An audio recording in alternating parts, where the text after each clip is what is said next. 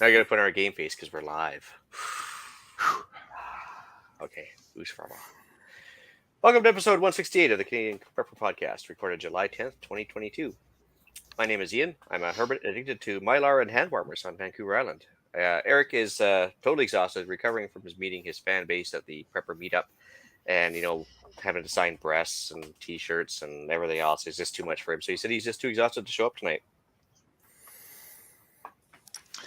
Wow. I'm Alan. I'm a safety trainer, first responder, security expert, overall safety nerd, and rabid fan of rapid survival. Just placed an order with them.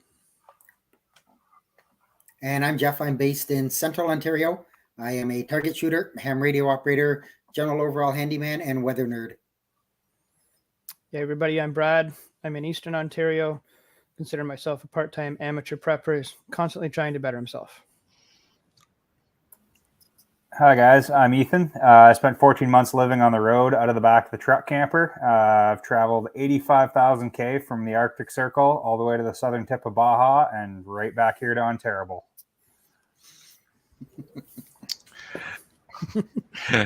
Welcome tonight, Ian.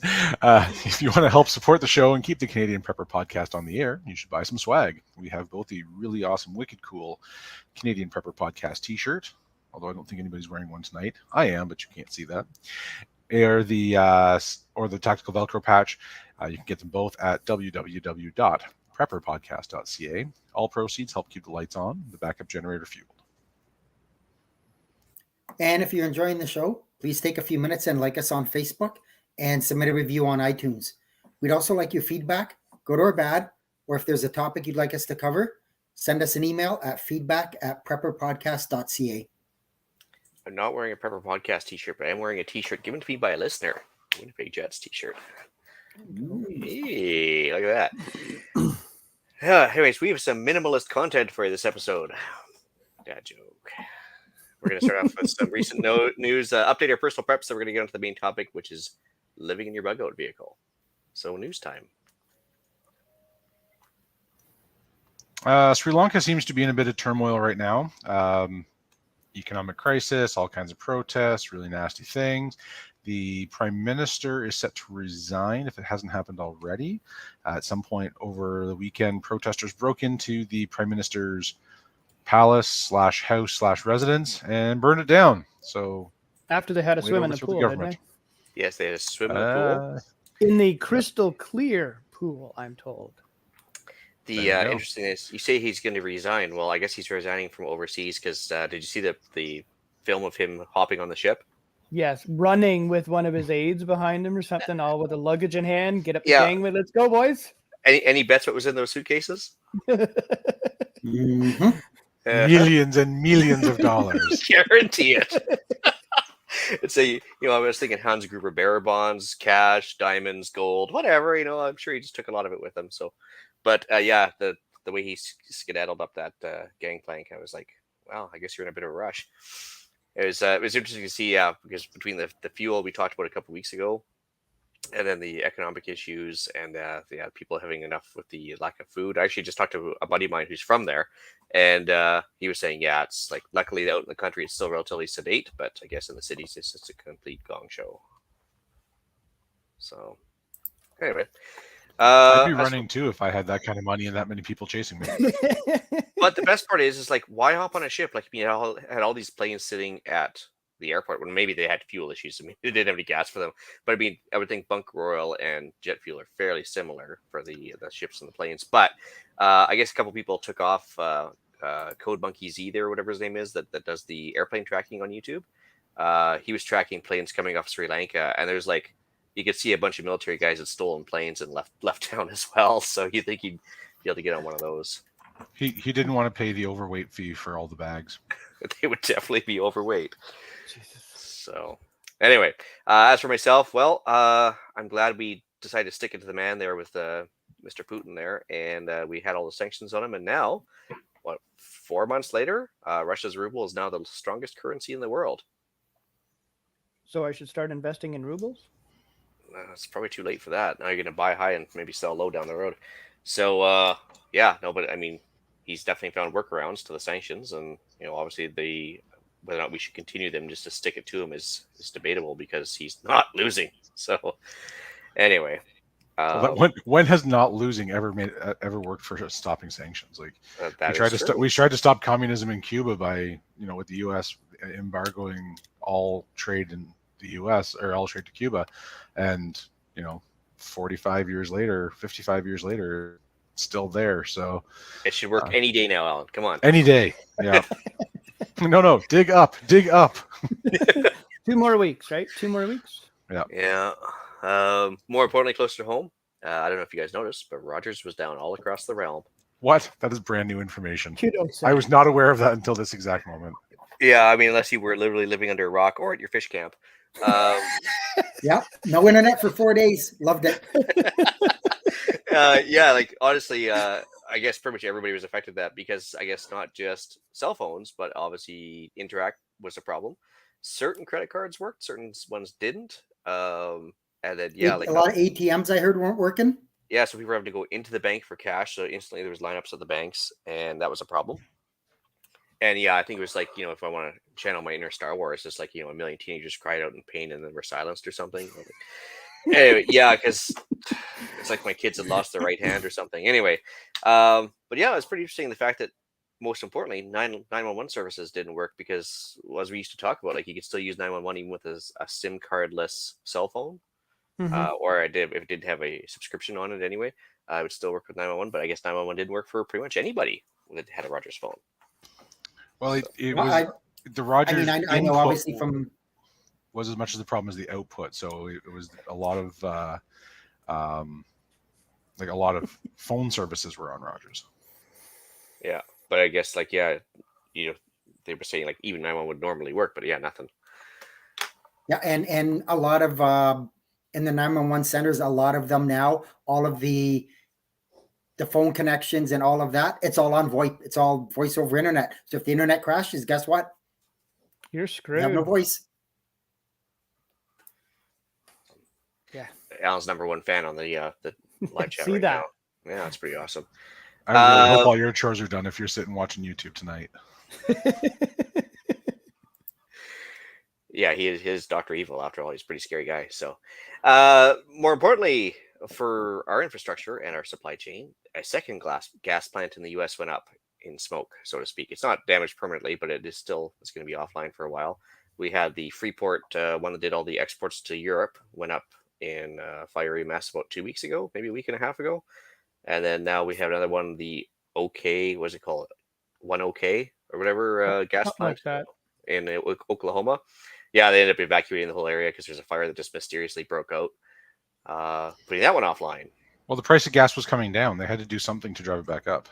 Yeah. There's a third one too. Like I guess a gas pipeline mysteriously blew up too in Texas, but they just kind of sealed it up like a pair of arterial clamps, and then I guess that's fine. But that means the section of pipeline's offline for a while. But it's like almost like they got the Homer Simpson of safety crew on board right now with all these gas plants.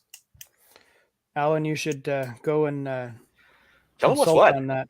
Yeah, not a chance. I don't want my name anywhere near that. That's like the gas plants have information that would put Hillary Clinton in jail. It's kind of crazy. It's funny they weren't hanging in a tree with a shotgun blast to the chest or anything. But yeah. So, anyway, all right, go ahead. Sorry, I threw one in there at the last second. For people who know, so the Netherlands farmers protests, kind of their version of our freedom convoy. The farmers there are going after the government about the government's new strict environmental rules. I mean, at a time when we all know there's going to be a food shortage and everybody says there's going to be a food shortage, the government decides, well, we're going to change the rules around fertilizing and all of that stuff so that, environment, we're going to have to probably shut down a bunch of farms and you guys are just going to stop making food. And it works so well in Sri Lanka. Well, yeah. Exactly, because Sri Lanka was about the organic farming as well. And you know what their big complaint was in the Netherlands? It wasn't carbon this time. It was nitrogen. Which, is only, 72% of the Earth's atmosphere or whatever. Mm-hmm. I mean, Nitrogen actually makes plants grow. It was nitrogen and ammonia. Yeah, and I was like, you're not serious. Like, okay, I guess we can breathe it. Combined, those things make something really nasty. So they're probably reacting to some kind of threat. Oklahoma. But yeah, no, I find it was kind of funny that the fact that they were more concerned with nitrogen than carbon this time or anything else. But it was just like, what a silly thing to start over. But yeah, it was kind of interesting to see little kids on the mini electric tractors following the big tractors and stuff. And it already I kind of the one I laugh about. It's kind of gross, but they had put a bunch of hay bales down and set them on fire, and so the fire guys decided to come and put it out, and they're like, "Yeah, we'll smarten you up." They just covered it with gallons and gallons of manure, and then lit it on fire again and said, "Go ahead, boys, put it out. Have your fun." Yeah, I just can't imagine the smell. They covered a couple government buildings in liquid manure as well. And interesting, it didn't take them long for the cops to just start shooting at tractors randomly that posed no threat. That was interesting too. But wow, yeah, things are definitely going haywire. Yeah, there's some good videos out there. Like this 16-year-old was driving a tractor and he's just driving it down the road, and cops were just by the side of the road and just took a couple pot shots at him. And people got it on film. I was like, wow, that's oh my god, unnecessary. But anyway. Yeah. No, Pierre, we did not touch on the can openers yet. Give it time. I missed my opportunity. I missed my opportunity with the natural gas to talk about carbon monoxide detectors, but anyway. Listen, it's all coming up. Relax. Yeah. Relax. We don't need to rush into this. We're only 11 minutes in. Eased in slowly, just like when I had to. Never mind. Anyways, what have we done lately for preps? Oh, not a whole lot yet. Work, and some more work. My old shed actually got removed yesterday. My new shed, I assumed it was going to be delivered today. I think there was some miscommunication there, but you know what they say about people who assume. What's that? You know what they say about people who assume. Yes, I do. I haven't been made an ass out of yet. Well, I don't know. It seems like you don't have a shed, so you are correct. You are correct. We'll see what happens tomorrow. I have a feeling, I said, just miscommunication on when it was going to be delivered and when I thought it was going to be delivered, which I thought today would be the day, but I guess not. Other than that, that's it. Just been working. And I did next to nothing. I was out of town for several days and I was already off the grid and could care less about the grid or Rogers or anything else while everybody else was in meltdown. It was a really good time. Weather was phenomenal and can't wait to get the heck out of Dodge again. So you got to know how to sell this stuff, Jeff. You should say, I was out practicing my off-grid food harvesting and off-grid living and bug out plans and everything else. You could have wrapped up in all sorts of things. You know, that could have come into play a little bit there. You know, we may have caught a fish or two or 10. None. Yeah. See, you were honing your survival skills. I didn't even realize it. And arm lifts, workouts. I heard. Yeah, 20 ounce alternating arm curls. Yep. That's right. Some exercise in there for sure. As for myself, because we've had so much rain lately, it is safe for me to continue chainsawing despite the fires we had last year. So I was chainsawing in the rain, which I'm sure raised some eyebrows to the neighbors, but it made for some cool work at least. So I've been trying to stack wood again for the next season. Try to do a 50% increase because of last winter being so cold. To make sure I have more than enough to last through the season, which I almost didn't this year. I've actually come up short. I don't have enough for the year, so I'm trying to find a standing deadfall, knock them down, and then buck them up quickly and get them into the sun for a couple days and throw them right in the woodshed ready for the fall. But that's a bit of a process right now. Has to stop raining for that. Has to stop raining to dry that wood for the last little bit. Yeah. Tried a little bit of something today, which we had. Well, I guess the wife's tried it a bunch when she used to live in Japan, but we tried opening up some of our preps and made an interesting dish today, which was called spam musubi for those of you into Japanese food. But it basically it consists of taking a can of spam, which is like that's not food, by the way. Spam is not food. It's salt with bite your product. Tongue. Yeah, salt with meat product. Come on now. But this is all out of our prep supply, right? So we took a can of spam, made 8 slices out of it, fried it in teriyaki sauce, which is just soy sauce, and we did a little interesting take on it. We did maple syrup and vinegar, basically, for lack of a better term. And fried it all up, and then took some rice, squished it flat into it with this little rice press we have, and wrapped it in seaweed, which of course we can collect locally as well, and made something called spam musubi, which was actually quite delicious. I was not sold on spam sushi, but it works. Anyway, so there you go. Good Something to make it know. with preps. Yeah. Jeff, the reality of spam is it's just square hot dog. Or, actually, I thought Yeah, bologna, and hot dogs are basically lips and assholes. Yes, it's yeah, good food. tubular steak. Yes, I got Yep. it. Tube But steaks. Yep. yeah, it was actually pretty good. And consider the reputation of spam, I was actually pleasantly surprised. So definitely buy more spam. Don't forget. Anyway. Don't forget to add the baked beans and spam. Spam, bacon and spam. Baked beans and spam. Oh, okay. Unfortunately, I wrenched my back a little bit, so I was a little bit offline for preps and work for a while. But anyways, made it back to work, and that was the rest of my week. So that's pretty much it for me. I spent a lot of time at work. I did some things around the yard. Very little in terms of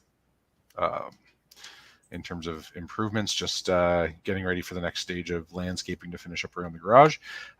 Finish up the design for the squat rack in my garage gym, which was the whole purpose of building the garage in the first place. I did actually make a quick trip out to the sale. We've got one that's not quite in town, but just an hour up the road.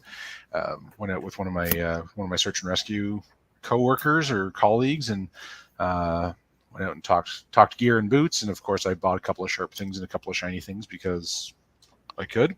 And now I'm just trying to put some time together to actually execute the design for my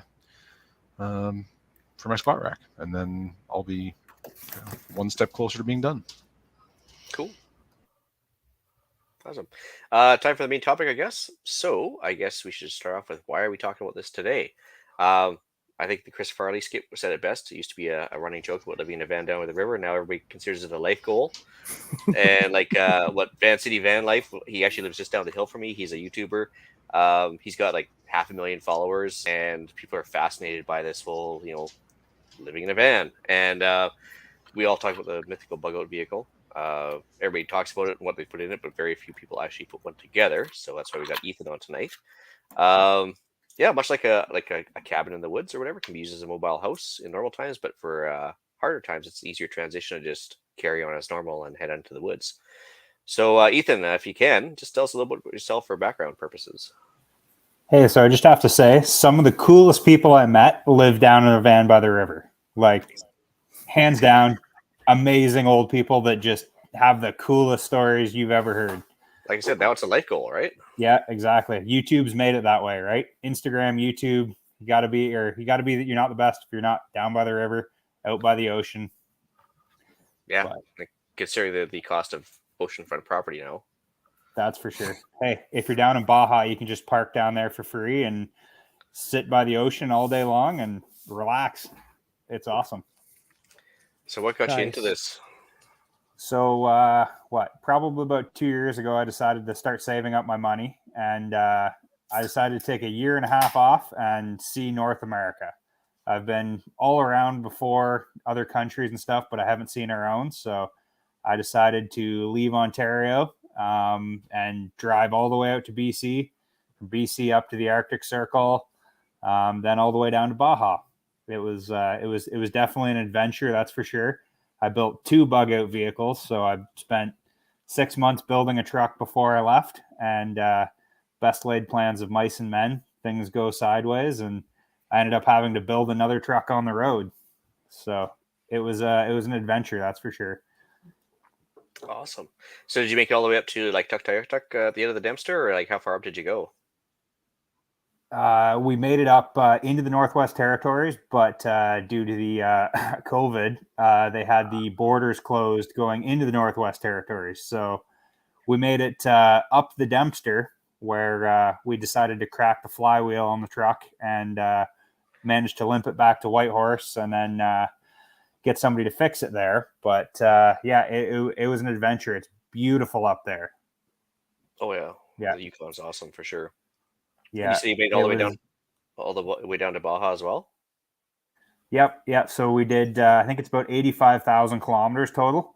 All the way down around Baja. We did Wyoming, California, Utah. We spent a month in Utah. Basically, we tried to get as remote as we could on our trip, and it was absolutely amazing. The amount of people that we met, a lot of preppers on the road. You'd be surprised how many preppers there are in their bug out vehicles in the middle of nowhere, just enjoying their best life. That's pretty awesome. Nice.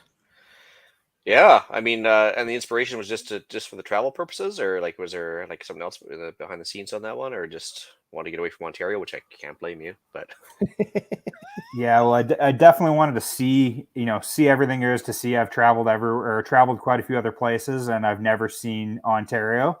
But besides that, I think it was just to get out of Ontario and see, how you can make it, how your life changes. We get so stuck in, the routine of going to work and everything all the time.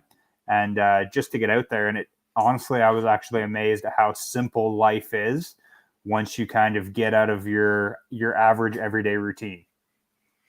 So when you first kind of put the truck together, like, did you have it stuffed full of gear and figure like, do you have way too much stuff, or how did you figure out what to throw in there? That's for sure. Honestly, when we left, I had everything in the kitchen sink. 2 is 1, 1 is none, and I packed more gear than I thought possible. I had 6 of everything. I had backup for a stove, backup for a stove. How many can openers did you have? Surprisingly, I only had 1 can opener. That was a mistake because that can opener broke. I know you plan for the best and still you have failures. Yeah, when you need your Spam in the middle of nowhere and you can't open it, it gets very frustrating. But I mean, you get the knife out and eventually you can figure it out, right? Spam has a pull tab. No, come on, it's like the corned beef, right? It's got the little like Spam has actually just a pull thing, but yeah, corned beef's got the key. But yeah, no, that's interesting. You didn't run across Brad's vehicle then with the 28 can openers at the back, so. No, you must buy like the premium Spam or something like that because this stuff definitely didn't have a can. Oh wow, yeah, Didn't have a twist tab or a pull tab. I must be buying the cheap Spam. No, I think you got the American Spam, which I think does not have the pull tab. So, yeah, awesome. So, like, what made you like? How did you choose your vehicle to start out with? Like, I know you changed vehicles off, but like, did you you first start off with the full-on van or the truck camper? Or which one did you start with first? So basically, I tried to choose the apocalypse vehicle, the best apocalypse vehicle I could find. So I'm a mechanic, so I decided to go with an old Dodge pickup truck, an old mechanical diesel truck that I figured could go anywhere and do everything.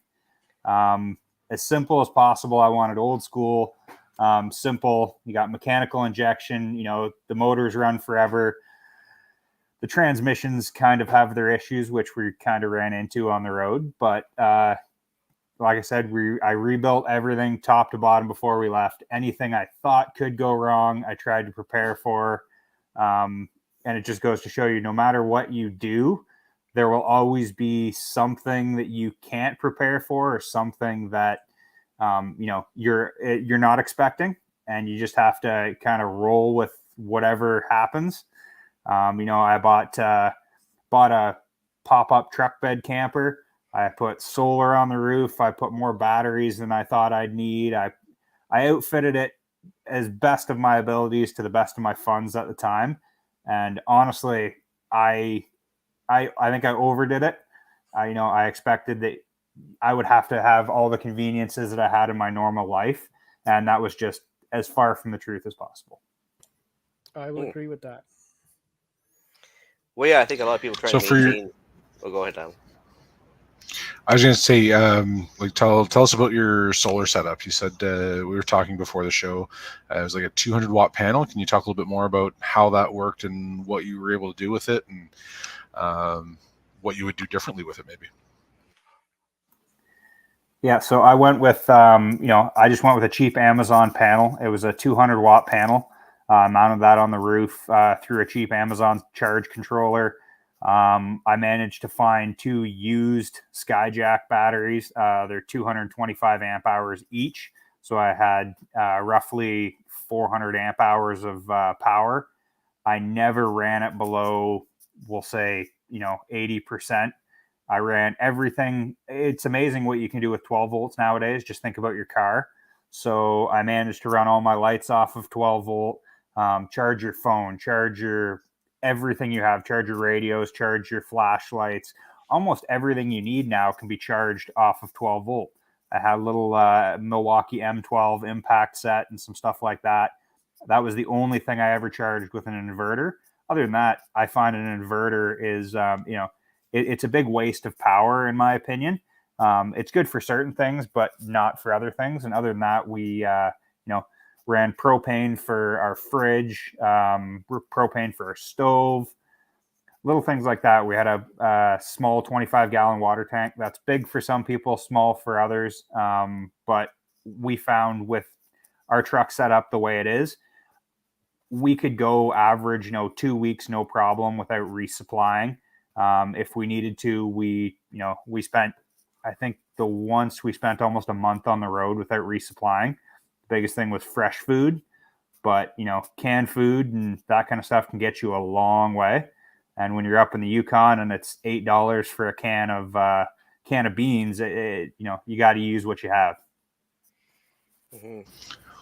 And so, what was your carbon monoxide detector like in there if you had propane in the camper? So we had a flammable gas detector as well as smoke alarm and carbon monoxide detector. And I do have to say, I have a buddy heater, and when the propane furnace cut out on me the one night, I ended up running the buddy heater inside the camper while I slept. Sketchy, but hey, it worked. When you got to be warm, you got to be warm, and hey, it worked, and the carbon monoxide detector didn't go off, and I'm still alive. Well, on that subject, before Alan has a little cry to himself about that. With the propane, so you use that for hot water heating, for cooking, and anything else? You said also the stove or the furnace, and what else?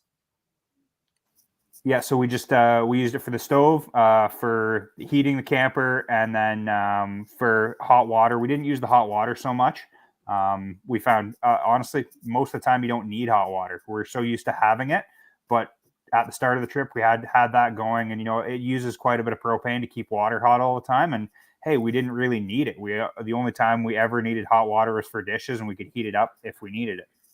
So propane was actually we could last. If we were just using it for cooking, we could last a month, 2 months on just a tank. Oh, wow. Just one tank, not two? Yeah, just one tank. We had 2 tanks, so we would swap them out when they got empty. The biggest thing was the heater, because it was a soft-sided truck camper, a pop top, so It didn't hold the heat well. So when it was cool, we'd burn through a lot of propane there. But besides that, actually, the fridge used, I was amazed. I will always swear by a 3-way fridge. It used almost no propane. Yeah, I was going to ask if the fridge was done by that. So it's just like a little bar fridge, or like full size, like what size of fridge was it? Yeah, it's just a small bar fridge. But again, we're so used to having everything in the fridge all the time. You get used to it. Like in Mexico, they don't have their eggs in the fridge. That kind of that still warped my mind a little bit. But there's a lot of stuff that doesn't get refrigerated in other countries that we always put in the refrigerator. So, I mean, you can kind of use your space wisely. That's the biggest thing when you have, like any bug out bag or anything, right? It's how much stuff do you want to carry? And we realized very quickly how little we needed. I came from, prepping for everything, having a house full of, everything that I could ever need, backup generators, 3 sump pumps just in case one failed.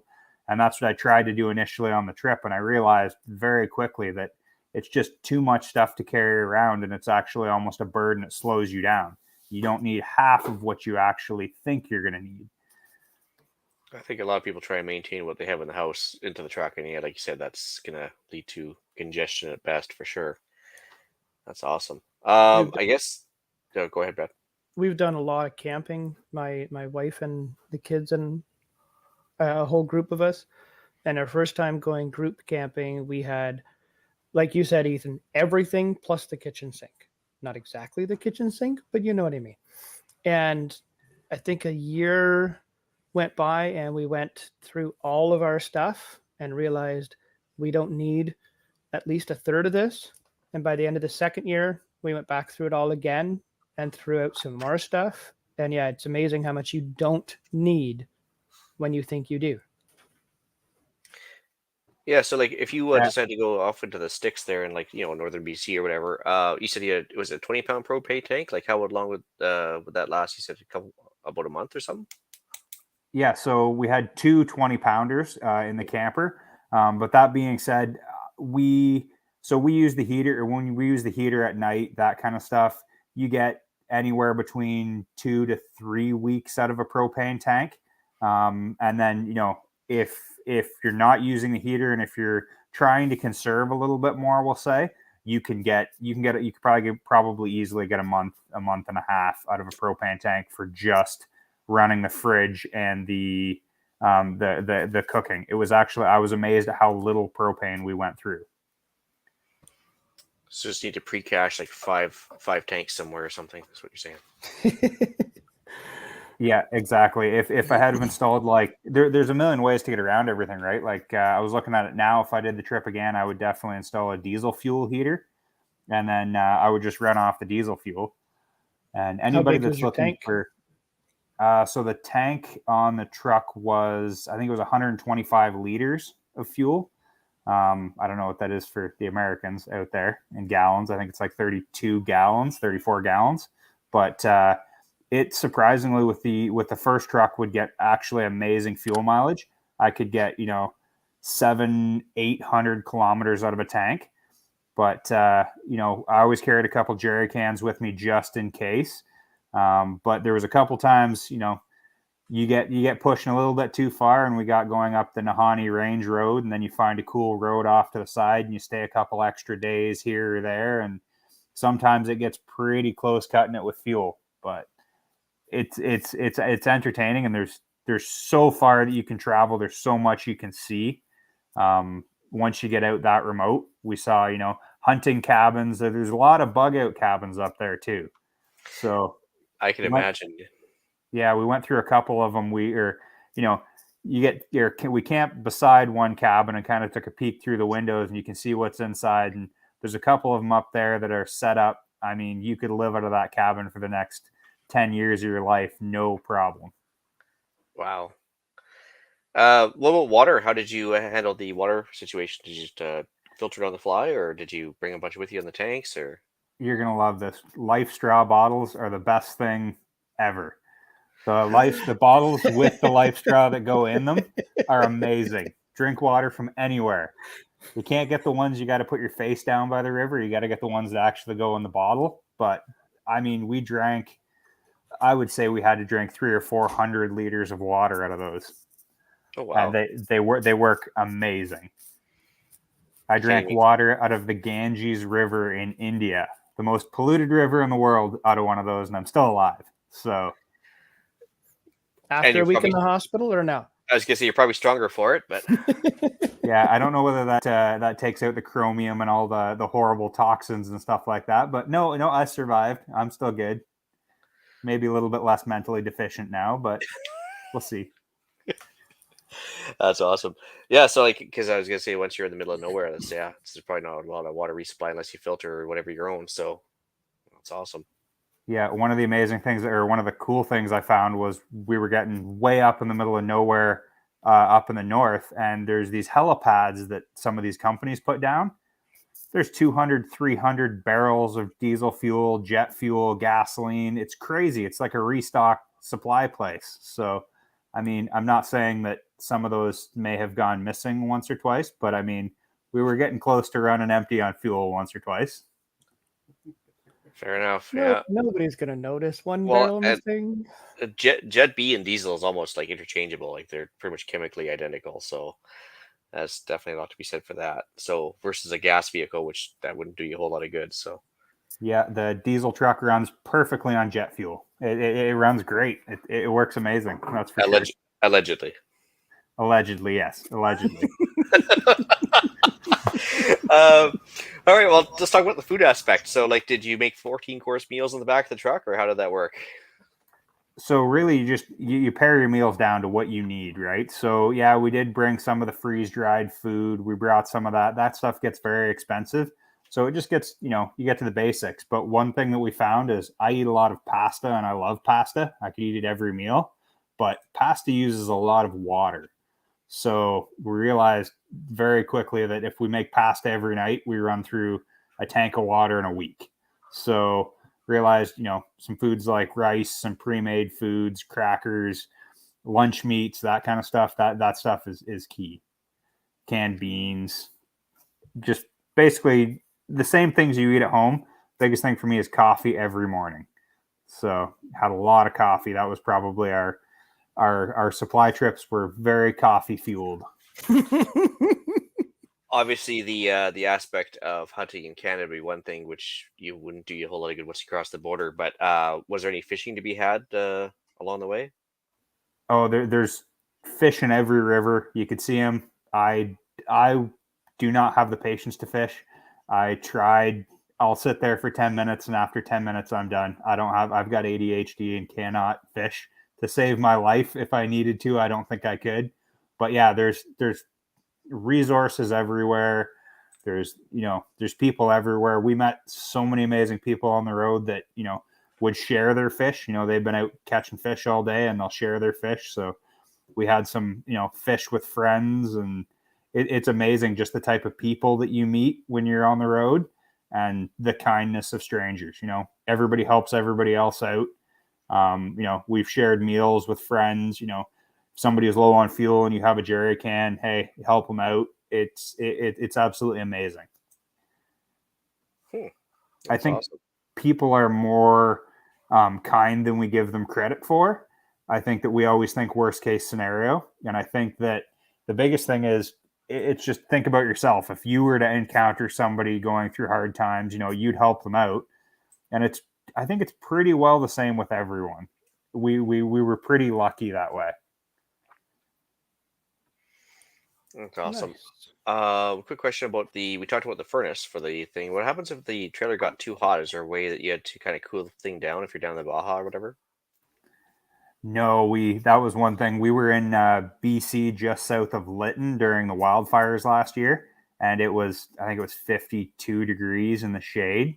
And it was, we sat in, but I mean, at the same time, we could walk down to the river. And I couldn't believe how much colder the rivers were. So you park in a van down by the river and hey, it drops 10, 15 degrees. Natural cooling. Yeah. Definitely makes things a little more temperate for sure. And then you had the same kind of experience when you were in like Death Valley, where it was just ridiculously hot, right?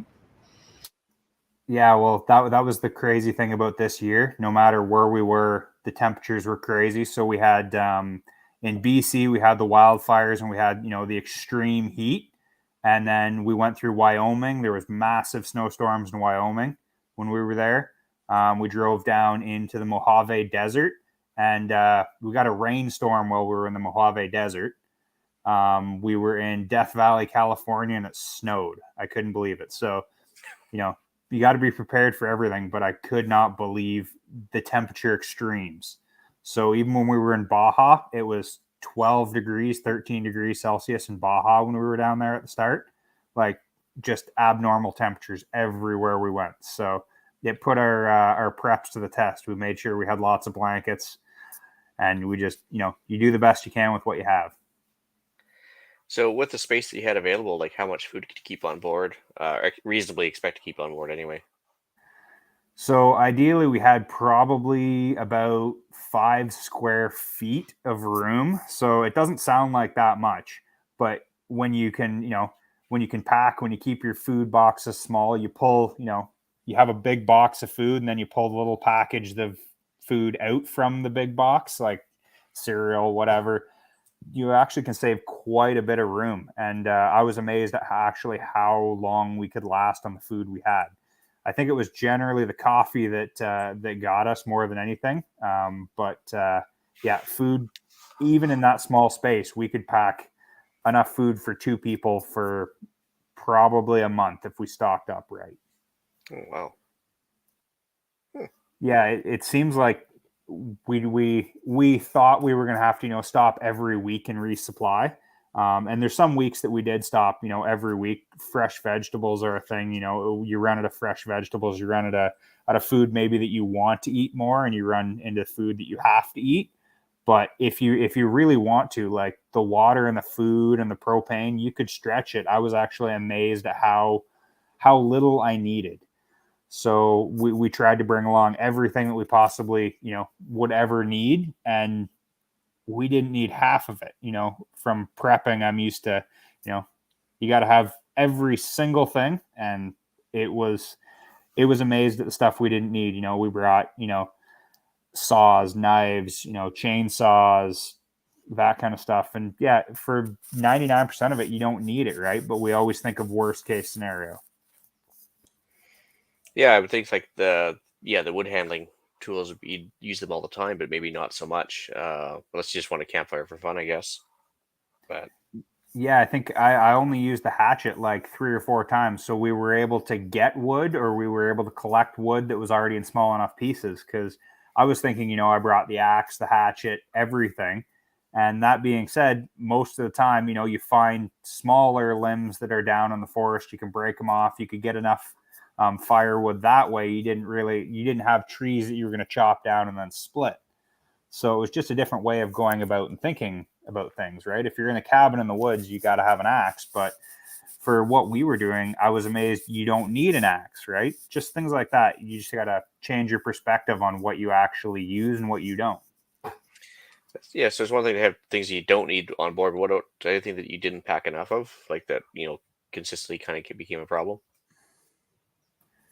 Definitely underwear. Underwear is key. Fair enough. Yeah. We did our wash. It was amazing. We found lots of simple ways to do things.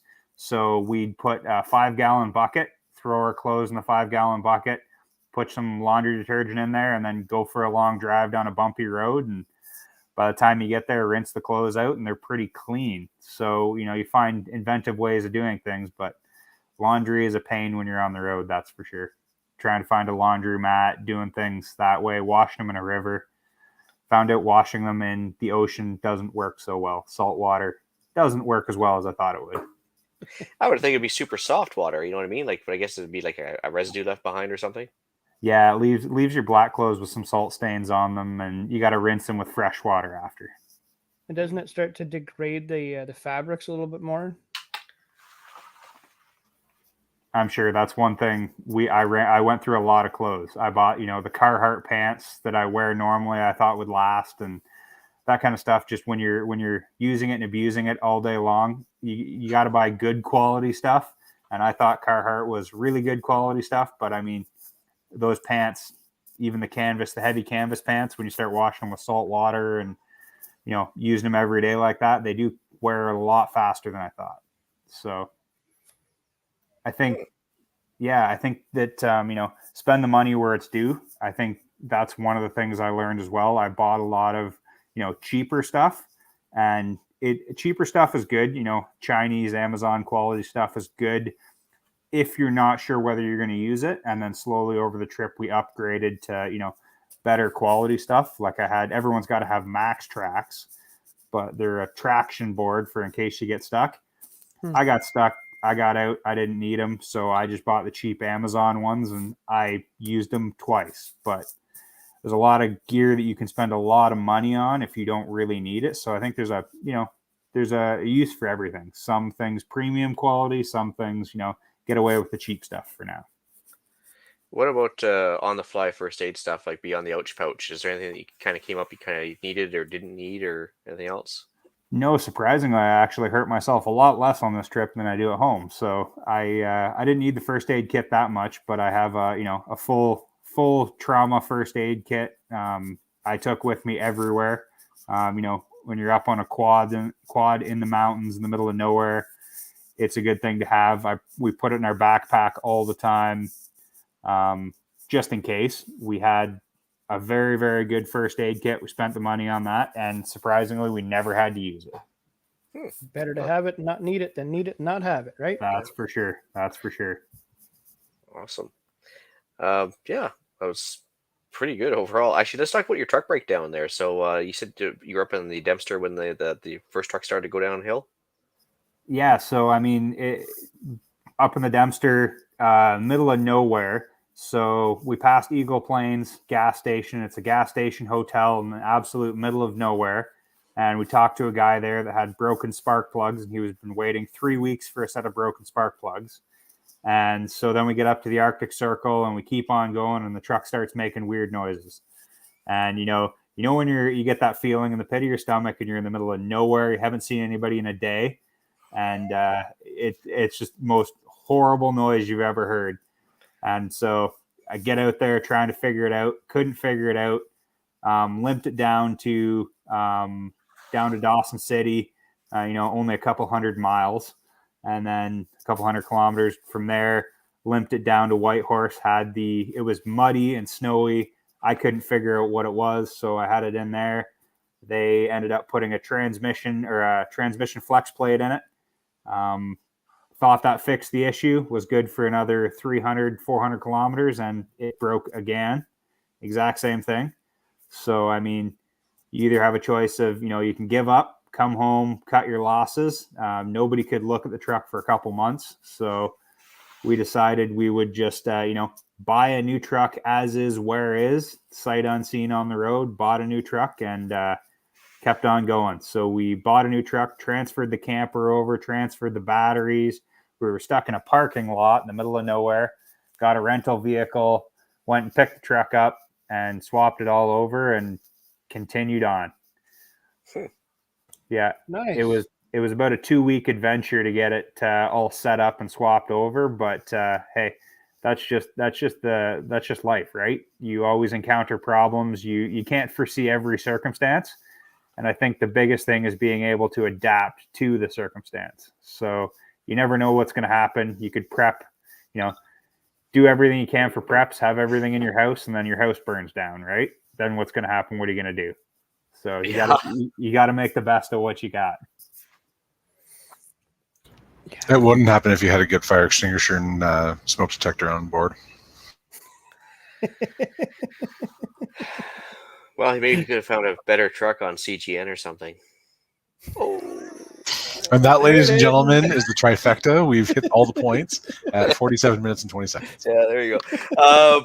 Quick question. Your go-to knife? My go-to knife, I have an old Smith & Wesson that I've had. I actually found it at the dump about 10 years ago, and that knife has been the best knife. It holds an edge. I have it with me most of the time, and it's just got it for free, found it on the side of the road, and it's been an amazing knife, and hey, it's my go-to. It's a fixed blade? Yeah, it's a fixed blade knife, no sheath or anything like that. It's kind of hard to carry that way, but I've got a makeshift sheath I made for it, but it works, and I actually didn't need it once on the trip. It's something you think you're going to need every day, and I surprisingly didn't need it once. I was amazed. And a question from the YouTube chat: what'd you do with the old truck?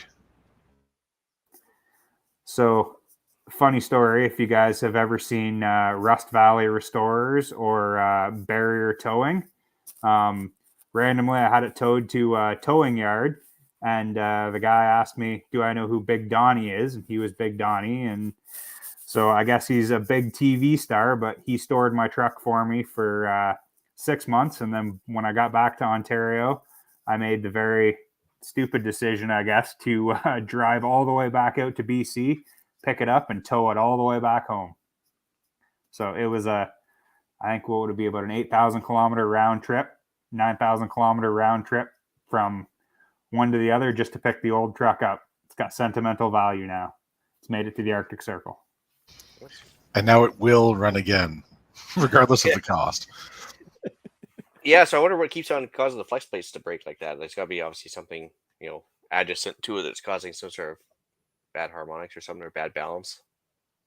Yeah, I've got I had my transmission builder build the transmission before I left, and I think that there's an issue in the transmission because it's a Dodge. There's always issues in the transmission.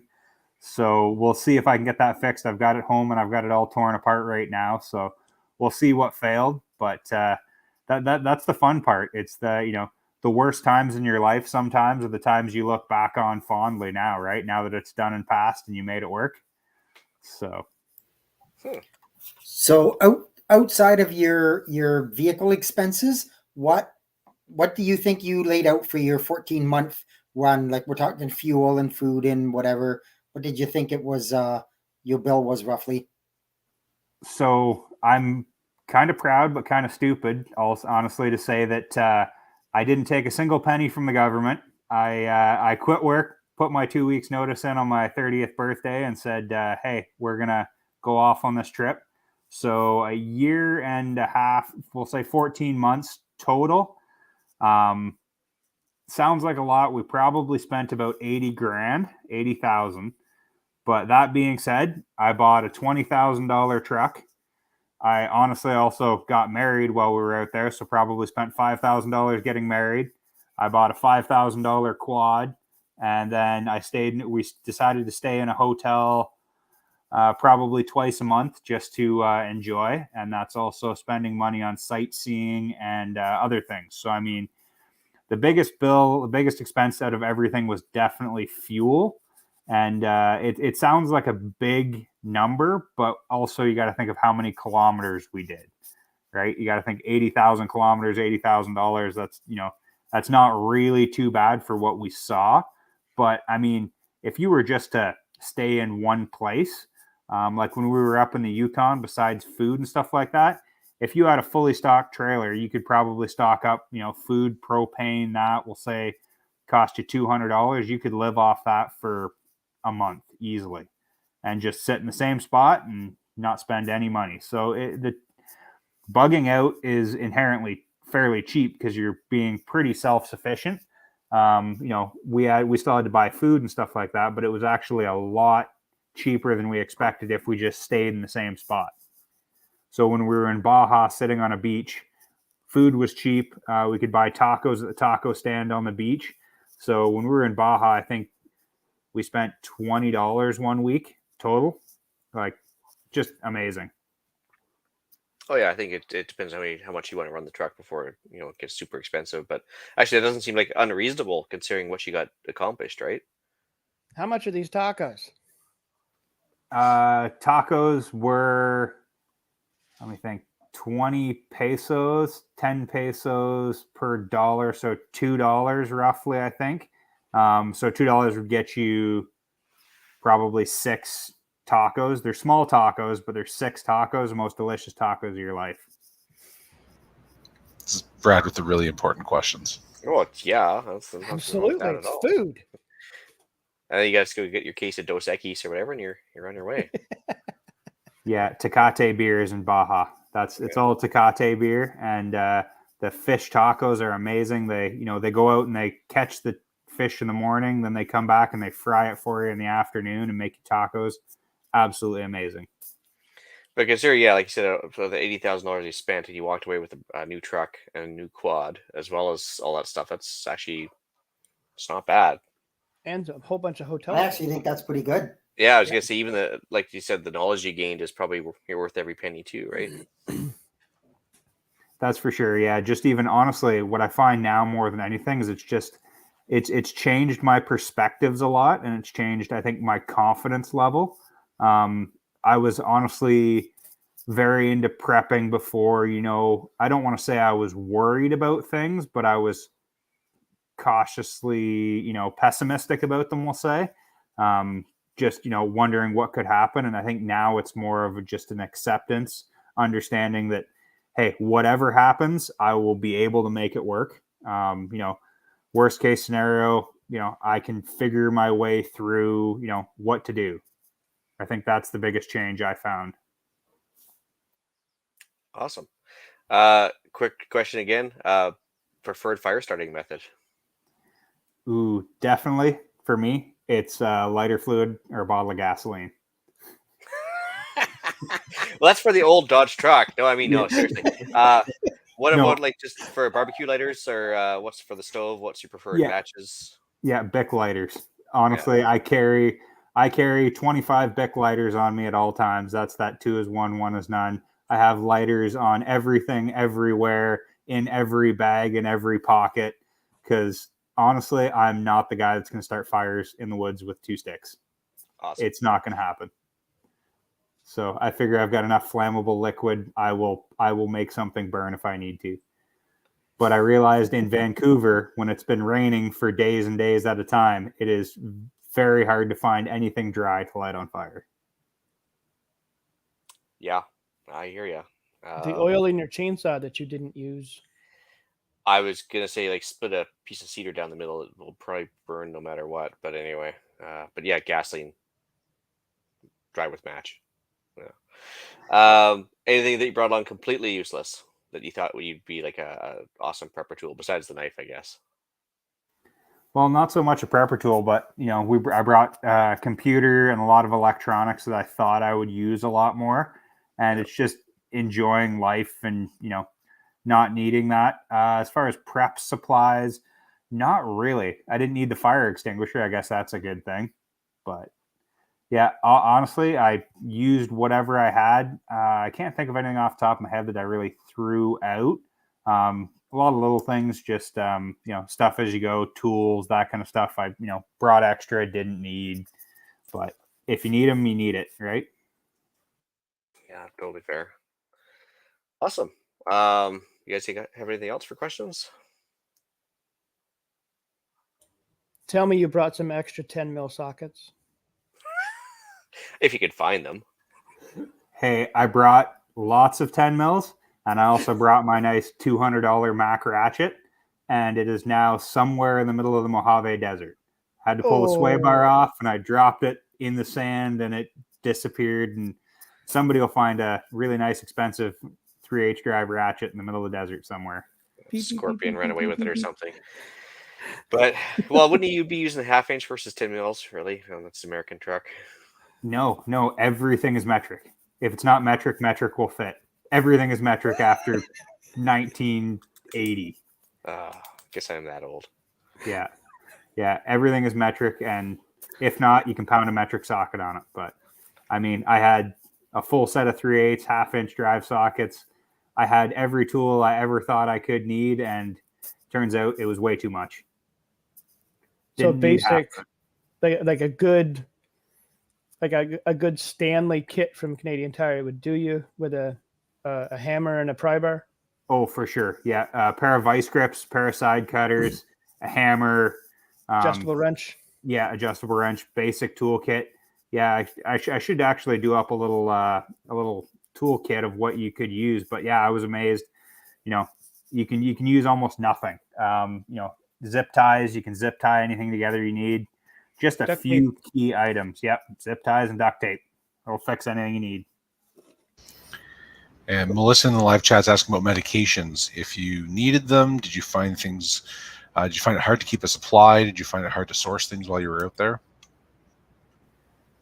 No, actually, I didn't have any medications with me. I don't need to take any medications. That being said, your average stuff like Pepto-Bismol, all that, the basic medications that you bring, we actually didn't need almost anything. I was amazed. I get headaches back home, that kind of stuff.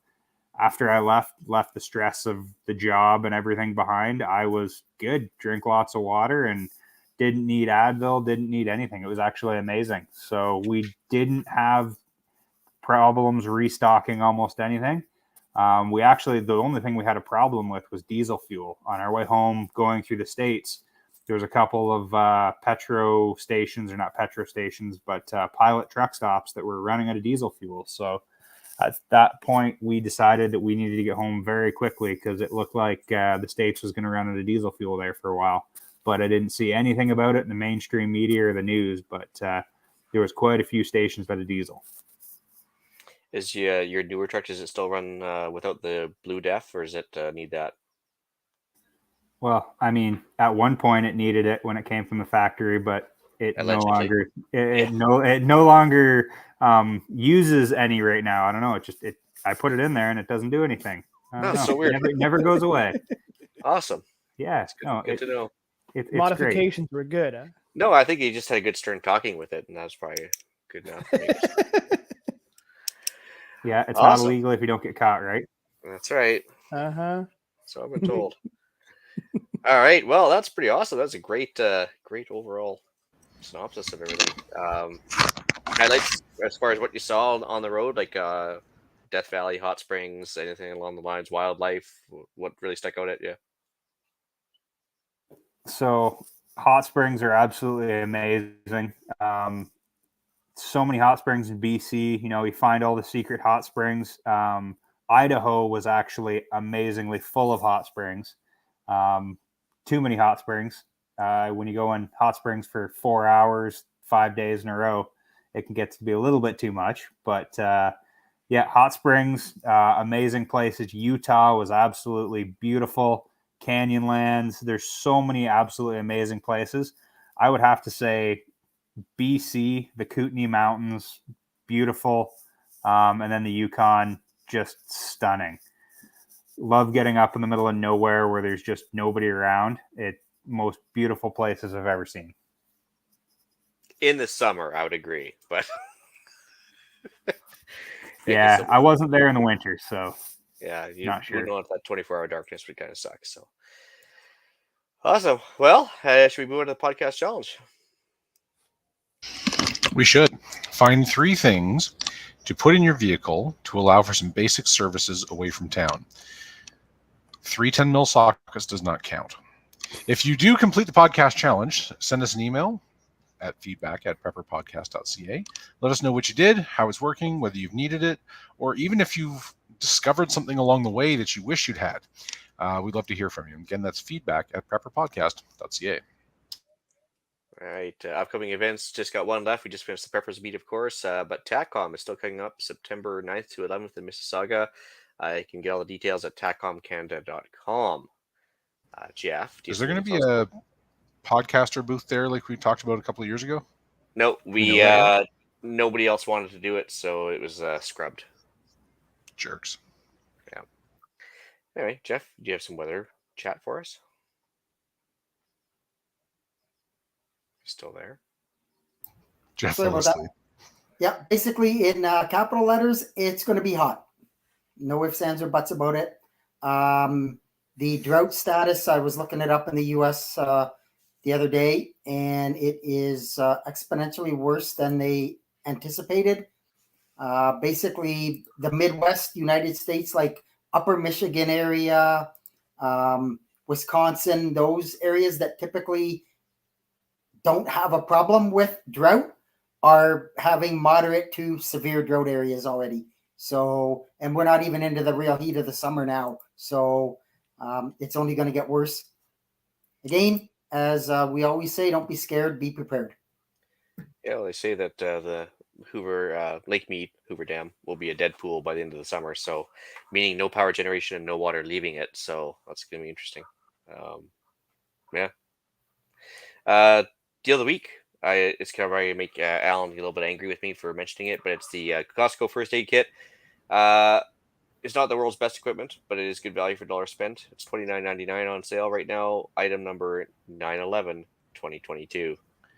Ooh, interesting choice. Interesting, yes. Yes, it's it actually changes every year, just with the year, of course. But it's actually a great deal. They've got stacks of them in Costco. No, I genuinely have nothing bad to say about those kits. As you said, for like value for $1, they do everything that they're supposed to do. Even the case alone it comes in is decent. Like you can always refill it, and it's a decent case. So yeah, it's definitely a good thing. So shoutouts. I just want to say thanks to Ethan for coming on tonight. Real pleasure. We may have to do this again because Ethan and I have had the opportunity to sit and talk about some of the stories, and they've been some really cool ones. So Ethan is also part of the Discord chat. So if you want to hit him up on there, he might be willing to tell some more stories there. But thanks for coming on, and thanks for being such a long-time listener. No problem. Thanks a lot for having me, guys. It was a great experience. I listened to you guys on the road for hours and hours and hours on end. So it's nice to be able to talk to you guys and meet you guys and see everybody. I'm sorry.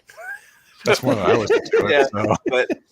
Yeah, but actually, it's I'm actually curious to see what your toolkit looked like and everything else on the Discord, and maybe come back on and talk to us about that as well. That'd be awesome. So I was going to say too, I'd like to see your inventory kind of thing of what you actually took with you and what you actually used, and what you would have stayed behind if you go and do the trip again.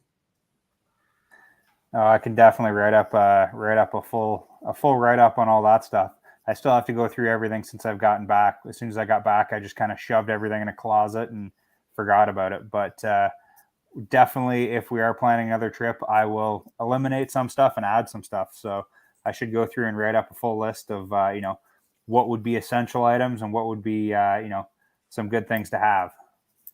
Yeah, the very least you can go back on it later and just remind yourself. So. Yeah, exactly. So I'll see if I can get something together and probably post that in one of the Discord. Cool. Email iTunes reviews. So from John, he says, "Happy Canada Day. Best wishes from Virginia."